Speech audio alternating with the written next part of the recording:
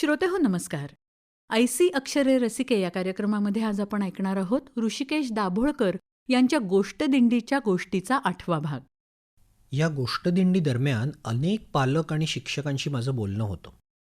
त्यांचेही प्रतिसाद अगदी नोंदवण्यासारखे असायचे. काही शिक्षक स्वतः पदरमोड करून मुलांसाठी काही बाही करणारे होते. गोष्टींचं सत्र झाल्यानंतर ते अनेकदा चर्चा करायचे. गोष्टी सांगण्याची पद्धत, गोष्टी निवडण्याचे निकष, वेगवेगळी नवीन आलेली पुस्तकं ती कुठे मिळतील, शाळेपर्यंत कशी आणता येतील वगैरे प्रश्न तर त्यांना असायचेच. मुलांनी वाचावं यासाठी त्यांना असलेली कळकळ ही त्यांच्या बोलण्यातून जाणवायची. मी गोष्ट सांगताना मात्र मुलांना त्याचा अर्थ व्यवस्थित कळतोय, शाळेत नवीन आलेली व्यक्ती असूनही ते माझ्याशी भरपूर बोलतायत याचंही काही शिक्षकांना नवल वाटायचं.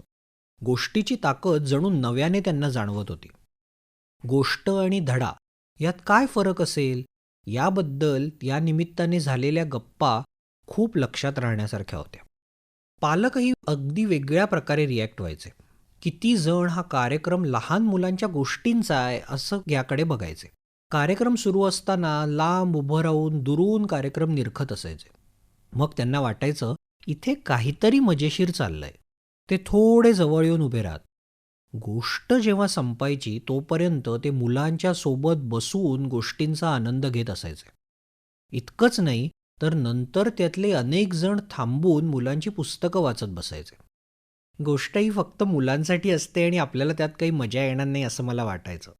आज तो ग्रह मिटला असं दोन्ही गोष्टदिंडींमध्ये अनेक पालकांनी, शिक्षकांनी येऊन मला सांगितलं. काही शिक्षकांनी असंही म्हटलं, तुम्ही आणली आहेत ना, त्यातली काही पुस्तकं आमच्या लायब्ररीत आहेत, पण त्यात इतक्या छान गोष्टी आहेत हेच आम्हाला माहीत नव्हतं. आता मुलांना मी गोष्ट कधी सांगीन, कशी सांगीन हा भाग पुढचा. आधी ती सगळी पुस्तकं मीच वाचून काढणार आहे असं मात्र मी ठरवलंय. आता बघा, असं एखादा शिक्षक प्रांजळपणे मुलांसमोर सांगत असेल तेव्हा त्याच्यासाठी हा किती मोठा टप्पा असेल विचार करा. याहीपेक्षा काही वेगळे पालकही मला भेटले.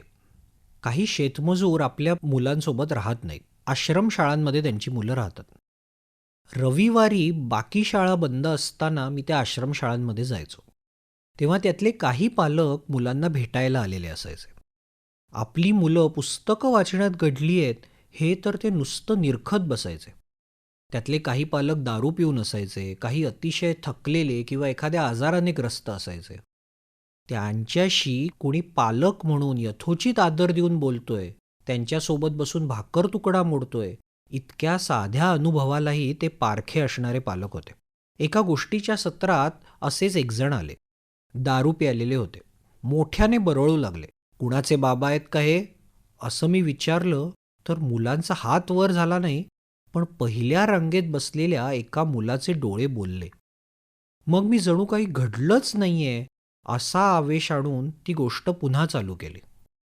त्याच्या बाबांना मी हाकललं नाही आणि त्या मुलालाही ओरडलो नाही.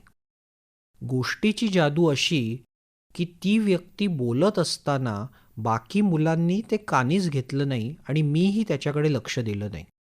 गोष्टीने या गोंधळावर एक वेगळंच पांघरूण घातलं. गोष्ट संपली आणि सत्र झाल्यावर त्या पोरानं येऊन मला मिठी मारली. त्याच्यासाठी त्याच्या वडिलांना दिलेली ही वागणूक नवी होती. त्या मुलाला काय करावं कळेना म्हणून त्याने त्याच्याकडची एक लिमलेटची गोळी मला भेट म्हणून दिली. ती लिमलेटची गोळी आणि ही आठवण